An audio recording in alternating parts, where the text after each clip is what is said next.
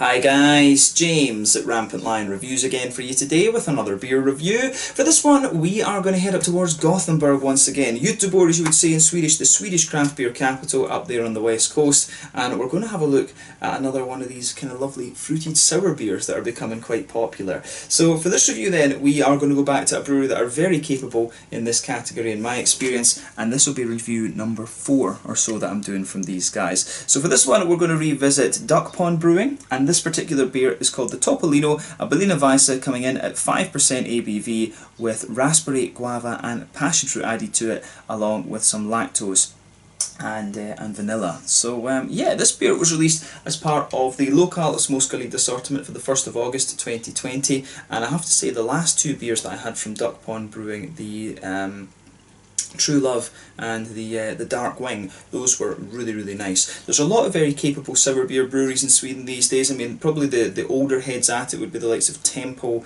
Dugges and Bruski Microbrewery. Those are the ones who really, I think, we're doing the kind of the old school sours, if you like. But recently there's been quite a few different breweries have popped up and been doing these things. So I mean, in Gothenburg you have, you've got Morgendagens, Fermentarana, aren't too far away in Strömstad. You've got DuckPond Brewing as well.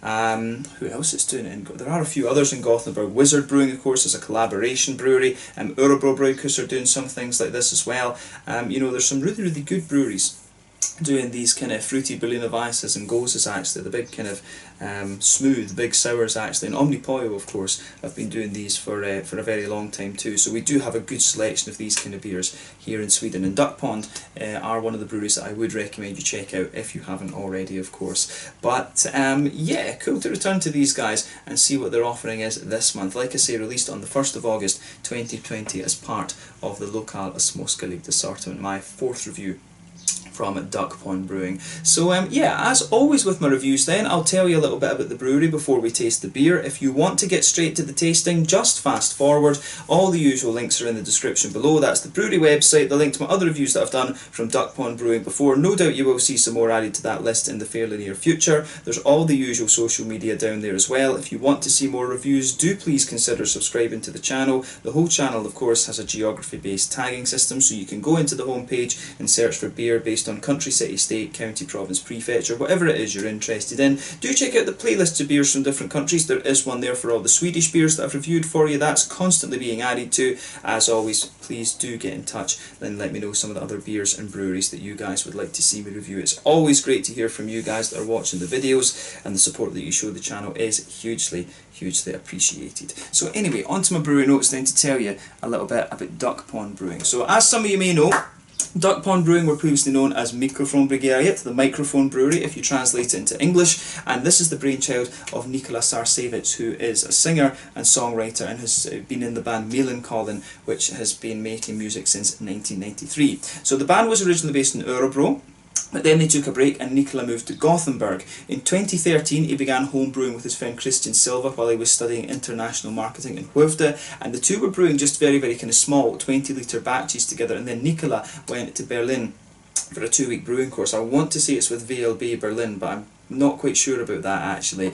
But the two of them then started the company officially together just after that, and it was based for a while at Nikola's house, and they were brewing small kind of 200-litre batches. But they changed their name in the summer of 2019, mainly because they were saying foreigners struggled to spell Mikrofonbryggeriet, and a lot of people didn't really know what it meant. I think there are breweries in America called, the Microphone Brewery and things, so I think, for trademark reasons and stuff, they couldn't really continue with that name. But over the last little while, since they changed the name, they've been working to kind of increase the output of the brewery and increase their international sales and stuff like that. That year in 2019 they produced around 70,000 litres of beer in total, and they're also one of the co-owners of the Wizard Brewing brand along with Morgendagens. As I mentioned earlier, one of the other very capable kind of fruited sour specialist breweries. You should try some of their beers for sure. But as of August 2020, when I'm filming this review for you, there's been 20 beers released under the DuckPond Brewing name, and I think before that there were about 20, maybe even 30 beers have been released under the Mikrofonbryggeriet name. So I'm not sure if some of those will, be resurrected, or if they've been done already and the names have just been changed. I'm not sure if some of those will come out again under the new DuckPond Brewing name. But yeah, that's all I can really tell you at the moment about DuckPond Brewing. I do recommend you have a go at this brewery along with Mariendagens and Fermentarana. In terms of Gothenburg, those are probably the three main breweries that are doing these big kind of fruited sour beers. And of course, you know, there's some very, very capable breweries in Gothenburg these days. Duges, Bierbibliothek, all of these kind of guys, they're doing some very, very nice beers actually. So yeah, as I say, that's all I can tell you about DuckPond Brewing for the moment. If you want to learn more about these guys, you can check out the brewery website in the description below. You can follow them on Facebook and Instagram to keep up to date with all the latest goings on, and you can check out the Rate Beer, Untappd and Beer Advocate pages to learn more about all the different beers that these guys have done. So yeah, let's see how we get on with this one then. So I'll just let you have a little look at the artwork before we open this up. This one is a little bit different compared to the other ones that I've had from DuckPond Brewing. The artwork is a little bit more kind of 1970s or something like that. But there you can see on the back, there is the DuckPond Brewing symbol. I'm not sure exactly where this beer is brewed. I don't know if it's brewed at Spike Brewery or something, because I'm pretty sure, don't quote me 100% on it, but I'm pretty sure DuckPond Brewing were brewing a number of their beers at Spike Brewing for the Spike Brewery for a little while. Spike Brewery do a good little bit of kind of contract brewing and things like that. Bernardo Hava and things going in there and brewing stuff for some of the other breweries. Spike Brewery also a very, very good Gothenburg brewery. But yeah, this one should hopefully be really nice. So yeah, 440ml can. I think the other ones I've had from DuckPond Brewing have been 330s though, if I remember rightly. But yeah, 5% Berliner Weisse this one, raspberry, passion fruit and guava added to it, along with the lactose and vanilla. So let's get this guy out and we'll get on with the tasting. I can tell you straight away when you open this, it smells very, very nice. It's a good way to get your 5 a day as well, I guess. Drinking the fruity Berliner Weisses. Ooh, this should be quite nice. As you can see, well, the beer poured with about a quarter finger of a frothy kind of pink head. That's just going to fade away to be a very, very thin foamy layer. But as you would kind of expect with a brewery, with a beer rather, that's got raspberry in it, it's poured a lovely kind of almost like candy apple red, I guess you could say, or heritage cherry. I would always think, I always think about the Gibson guitars with these kind of colours, the heritage cherry, or wine red, as it would be Gibson SG guitars. Wish they had 24 frets, I have to say. That's the one thing I don't like about the SGs, is I think they need 24 frets. But yeah, this one, really nice kind of candy apple red colour. This one, if you shine the light through it, you can see the level of the haziness that this beer has. The Berliner Weisse, of course, is going to be hazy just because of the wheat, and some of them have got oats and stuff. This one does have oats in it, like we say. So yeah, it's always going to give you a nice big kind of hazy tone. But yeah, lovely colour to this one. It just surprises me. I mean, passion fruit is a kind of yellowy colour from what I remember. Kind of yellowy, purpley kind of colour, but guava is kind of light. I remember right. I never really eat guava, but guava's not got much of a colour to it either. So it's kind of, in a way, it's not surprising that the raspberry colour is what dominates in here. But yeah, nice looking beer. This one, it's kind of what you'd expect. One or two big bubbles sticking towards the side of the glass, a few little ones going up towards the bottom of the head there. Not really much more we can say about the appearance, other than to say it's got a lovely colour to it. So yeah, let's have a look at the aroma then and see how we get on with this one. That smells very, very nice. So yeah, in terms of the aroma then, it's kind of what you'd expect from these fruits. You can smell, you can smell the lovely big tartness of the raspberries, but I find the raspberries very, very juicy in this. Scottish raspberries at home are always very, very tart and very sharp, but the raspberries in this come across as really quite nice and juicy, I have to say. But you can smell the passion fruit underneath. The passion fruit is kind of forming the backbone of the beer, and the guavas, to me it seems like the guava's almost adding a little bit of complexity to that. I've always found guava to be quite a very kind of light fruit in terms of its aroma, but very, very pleasant. So yeah, the passion fruit and the guava are almost, they sort of come out towards the back of the nose, and it's almost as if the guava kind of comes out on the very edge and sort of it's almost like you have, at least to me, the way I'm perceiving the aroma, you've got the passion fruit and then the guava just kind of sort of goes round it in a shell. Think of like an M&M. It kind of, that's the way that I kind of envision this beer from the aroma, if you like. But then, yeah, at the front of the nose, you're getting the sharper kind of raspberries. But the tropical fruits are really kind of making the raspberries seem a little bit more juicy, in my mind. And yeah, the focus of this beer is definitely on the fruits. The fruits are lovely and juicy in this one, I have to say.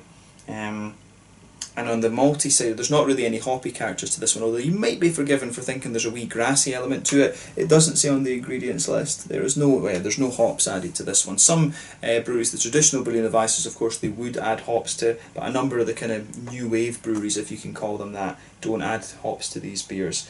But yeah, there's a lovely kind of white bready, wheaty backbone to this one. You can smell the vanilla coming out of this. The lactose is really making it feel just very big and very creamy and oaty and things like that. It's got a lovely kind of smooth backbone to it.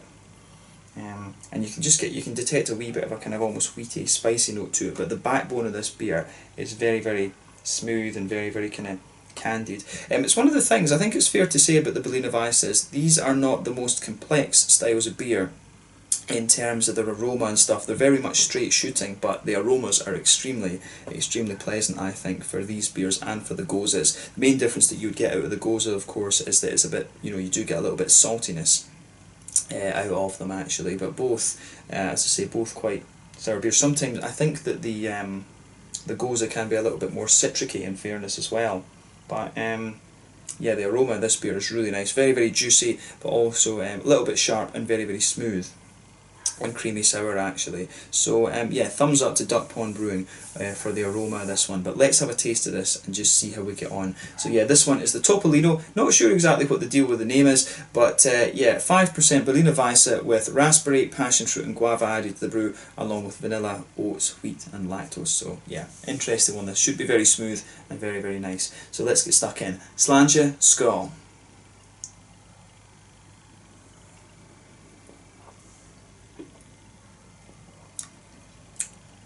Oh yeah,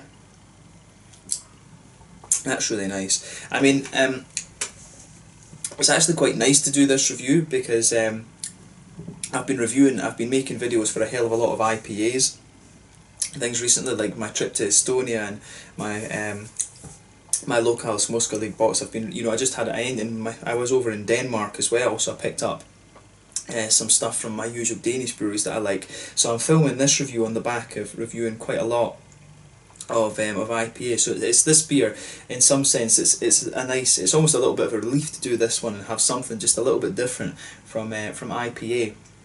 And I do love these kind of candied sour beers, actually. These are, well, I say candied, but these big fruity sour beers, these are really nice. These have really grown on me over the last few months, in fairness. But yeah, definitely nice to review something which is my first non-IPA review in quite a little while.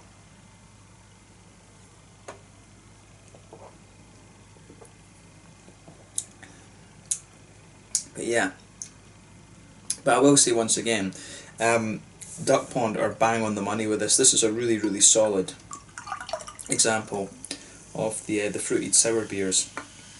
It's one thing, when I first tried sour beer, I was like, what the hell is this? But it really has grown on me over the last while, and a lot of that is thanks to, I've mentioned him a few times, one of my subscribers, Chris Contreras. He really got me into the lambics, and then I think part of it as well was that I discovered the Rodenbach. I knew of that brewery, but I just never tried their beers, and I discovered the Flanders Red, and that's really what got me more into the sour beers, along with the lambics that Chris was giving me. And since I kind of developed the taste for them, the fruity sours kind of came as a bit more of a natural progression from that. And I have to say, yeah, the Swedish guys that are doing these kind of beers are really bang on the money with them. DuckPond, Fermentarana, Morgendagens, Urbo Brewhus as well. There's some really, really nice examples of these sour beers. Now, and this is another great one, actually. So thumbs up to DuckPond Brewing once again. I don't know if they actually are if they're planning to kind of repeat the releases of any of the beers that they're releasing, but they are doing these fairly prolifically and doing very, very well with them.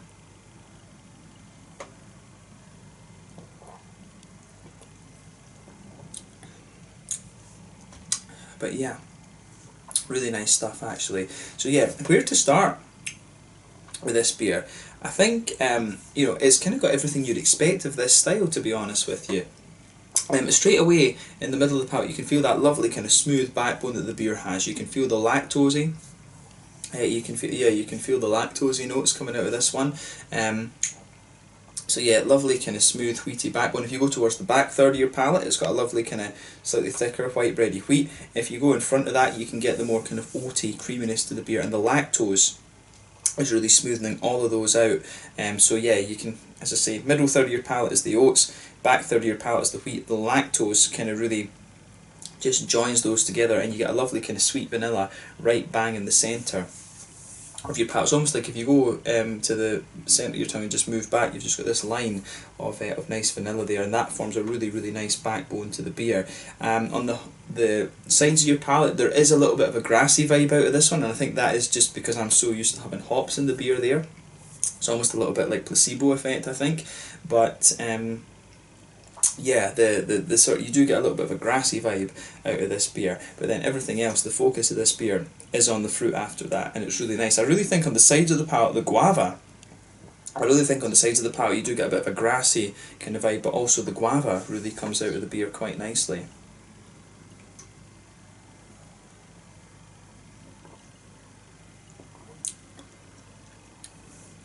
So yeah, I really like how this goes together. It's a big thumbs up from me. In terms of the in terms of the fruity side of the beer, this one is really nice. Like I say, I found the guava really kind of comes out on the sides of the palate there, but if you go towards the back of the front third of your tongue, I think the kind of passion fruity notes sit there, and the raspberry for me kind of comes out on the kind of tip of the tongue almost. You get those lovely big kind of sour raspberry notes in it. It's very, very juicy. I think the passion fruit and the to me, the passion fruit and the raspberries are forming the main juicy component of the beer, but the guava comes out on the side of the palate for me. It's really interesting. I've said this about kind of fruit IPAs and stuff like that. Whenever you add fruit into a beer, it always comes out on the kind of edge of the palate, and usually in IPAs and stuff like that, it will suppress a little bit of the kind of the green side of the beer, if that makes sense.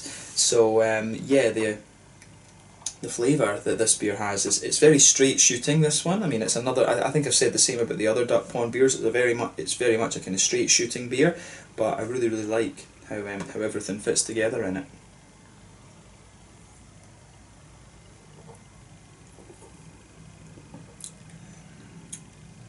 But yeah, this is really nicely done. Again, this is one of these beers. It's not really overly complex, but it's just like really beautifully executed, and this is kind of what I've come to expect from DuckPond Brewing. So I do always keep an eye on what these guys are releasing each month, and it's these guys, Morgendagens Fermentarana.